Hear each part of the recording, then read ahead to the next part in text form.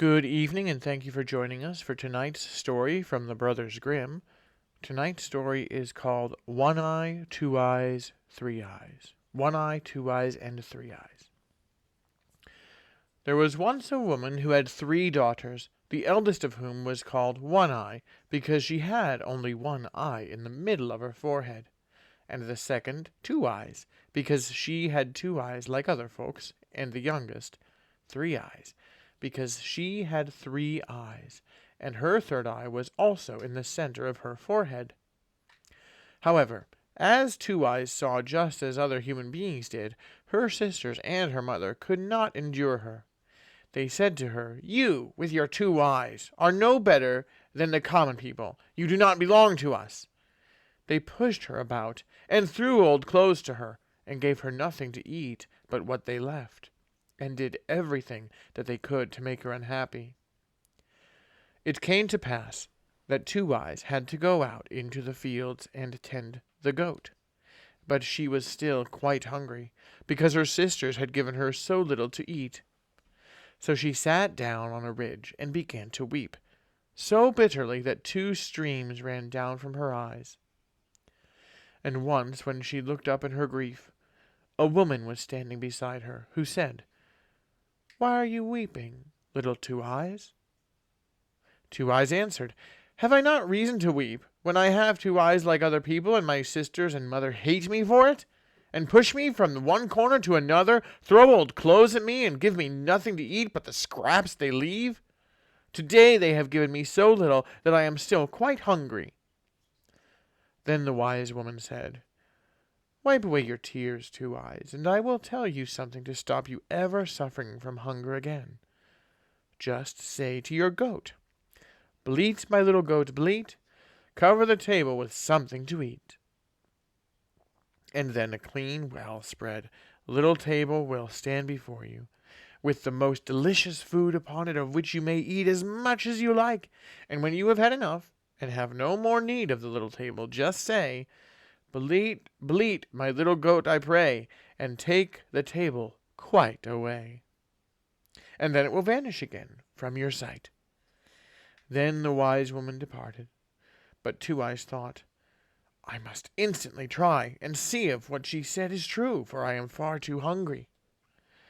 And she said, "Bleat, my little goat, bleat, cover the table with something to eat." And scarcely had she spoken the words than a little table covered with a white cloth was standing there, and on it was a plate with a knife and fork and a silver spoon, and the most delicious food was there also, warm and smoking as if it had just come out of the kitchen. Then Two Eyes said the shortest prayer she knew, "Lord God be with us always, amen," and helped herself to some food and enjoyed it. And when she was satisfied, she said, as the wise woman had taught her, "Bleat, beat, my little goat, I pray, and take the table quite away." And immediately the little table and everything on it was gone again. "That is a delightful way of keeping house," thought Two Eyes, and was quite glad and happy. In the evening, when she went home with her goat, she found a small earthenware dish with some food, which her sisters had set ready for her, but she did not touch it. Next day she again went out with her goat, and left the few bits of broken bread which had been handed to her lying untouched. The first and second time that she did this, her sisters did not remark it at all, but as it happened every time, they did observe it, and said, "There is something wrong about Two Eyes. She always leaves her food untasted, and she used to eat everything up that was given to her. She must have discovered other ways of getting food." In order that they might learn the truth, they resolved to send One Eye with Two Eyes when she went to drive her goat to the pasture, to observe what Two Eyes did when she was there, and whether anyone brought her anything to eat and drink. So when Two Eyes set out the next time, One Eye went with her and said, "I will go with you to the pasture, and see that the goat is well taken care of, and driven where there is food." But Two Eyes knew what was in One Eye's mind, and drove the goat into high grass, and said, "Come, One Eye, we will sit down, and I will sing something to you." One Eye sat down and was tired with the unaccustomed walk in the heat of the sun, and Two Eyes sang constantly, "One Eye, are you awake? One Eye, are you asleep?" until One Eye shut her one eye and fell asleep. And as soon as Two Eyes saw that One Eye was fast asleep and could discover nothing, she said, "Bleat, my little goat, bleat, cover the table with something to eat," and seated herself at her table, and ate and drank until she was satisfied, and then she again cried, "Bleat, bleat, my little goat, I pray, and take the table quite away." And in an instant all was gone. Two Eyes now awakened One Eye and said, "One Eye, you want to take care of the goat and go to sleep while you are doing it, and in the meantime the goat might run all over the world. Come, let us go home again." So they went home, and again Two Eyes let her little dish stand untouched. And One Eye could not tell her mother why she would not eat it, and to excuse herself said, "I fell asleep when I was out." Next day the mother said to Three Eyes, "This time you shall go and observe if Two Eyes eats anything when she is out, and if anyone fetches her food and drink, for she must eat and drink in secret." So Three Eyes went to the Two Eyes and said, "I will go with you and see if the goat is taken proper care of, and driven where there is food." But Two Eyes knew what was in Three Eyes' mind, and drove the goat into the high grass and said, "We will sit down, and I will sing something to you, Three Eyes." Three Eyes sat down and was tired with the walk and with the heat of the sun, and Two Eyes began the same song as before and sang, "Three Eyes, are you waking?" But then, instead of singing, "Three Eyes, are you sleeping?"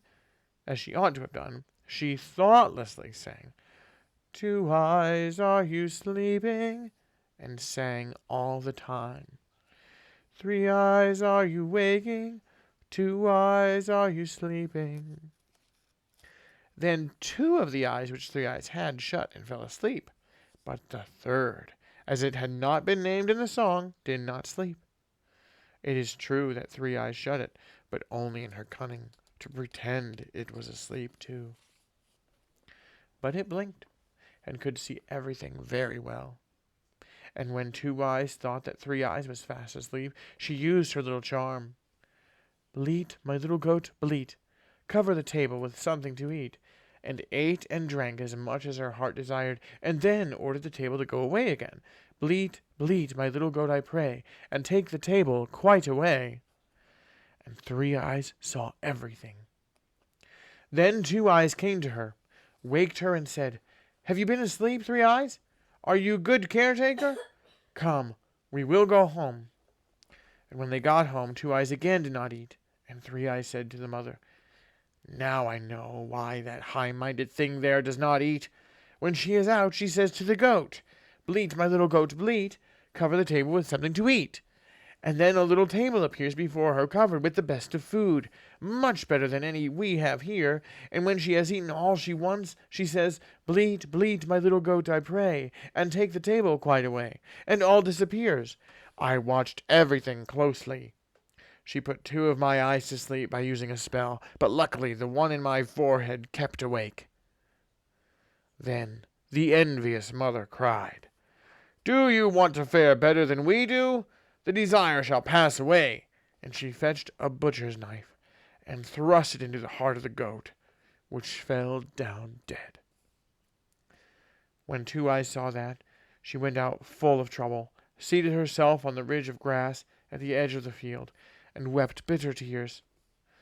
Suddenly the wise woman once more stood by her side and said, "Two Eyes, why are you weeping?" "Have I not reason to weep?" she answered. "The goat which covered the table for me every day when I spoke your charm has been killed by my mother, and now I shall again have to bear hunger and want." The wise woman said, "Two Eyes, I will give you a piece of good advice.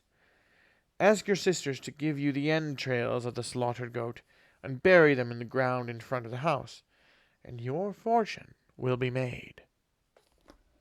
Then she vanished, and Two Eyes went home and said to her sisters, Dear sisters, do give me some part of my goat. I don't wish for what is good, but give me the entrails." Then they laughed and said, "If that's all you want, you can have it." So Two Eyes took the entrails and buried them quietly in the evening, in front of the house door, as the wise woman had counseled her to do. Next morning, when they all awoke and went to the house door, there stood a strangely magnificent tree with leaves of silver and fruit of gold hanging among them, so that in all the wide world there was nothing more beautiful or precious. They did not know how the tree could have come there during the night, but Two Eyes saw that it had grown up out of the entrails of the goat, for it was standing on the exact spot where she had buried them. Then the mother said to One Eye, "Climb up, my child, and gather some of the fruit of the tree for us." One Eye climbed up, but when she was about to get hold of one of the golden apples, the branch escaped from her hands, and that happened each time, so that she could not pluck a single apple, no matter how hard she tried. Then said the mother, "Three Eyes, you climb up. You with your 3 eyes can look about you better than One Eye." One Eye slipped down, and Three Eyes climbed up. Three Eyes was not more skillful, and though she tried, the golden apples always escaped her.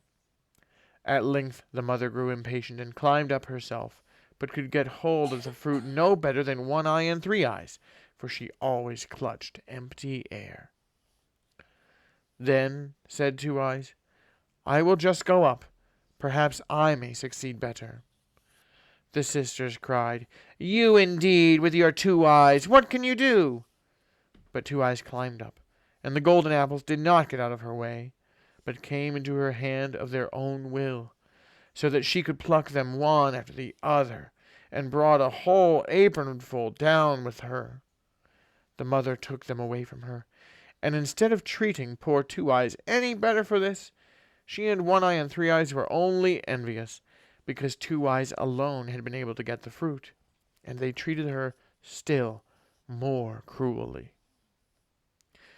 It so happened that once, when they were all standing together by the tree, a younger knight came up. "Quick, Two Eyes!" cried the two sisters.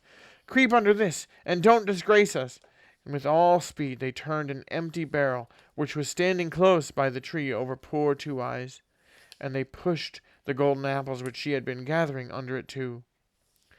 When the knight came nearer, he was a handsome lord, who stopped and admired the magnificent gold and silver tree, and said to the two sisters, "To whom does this fine tree belong?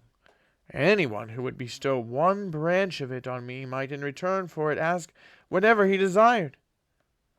Then One Eye and Three Eyes replied that the tree belonged to them, and that they would give him a branch.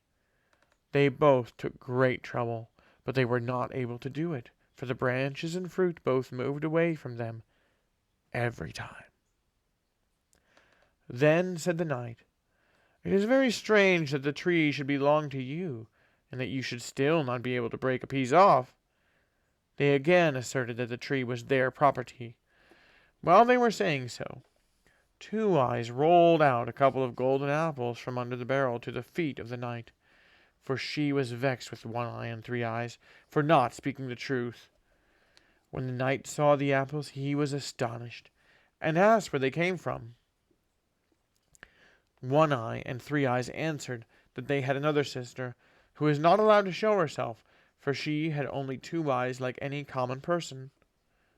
The knight, however, desired to see her, and cried, "Two Eyes, come forth." Then Two Eyes, quite comforted, came from beneath the barrel, and the knight was surprised at her great beauty, and said, "You, Two Eyes, can certainly break off a branch from the tree for me." "Yes," replied Two Eyes, "that I certainly shall be able to do, for the tree belongs to me."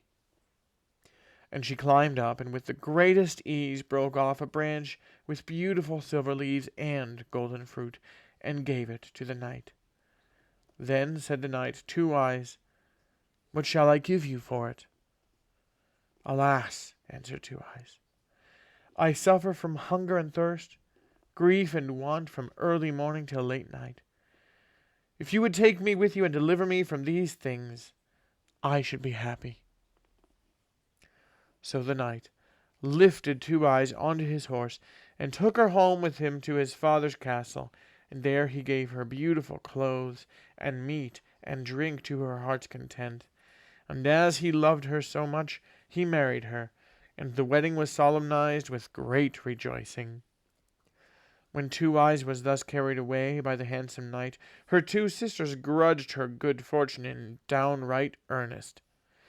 "The wonderful tree, however, still remains with us," thought they, "and even if we can gather no fruit from it, still everyone will stand still and look at it, and come to us and admire it. Who knows what good things may be in store for us?" But next morning the tree had vanished, and all their hopes were at an end.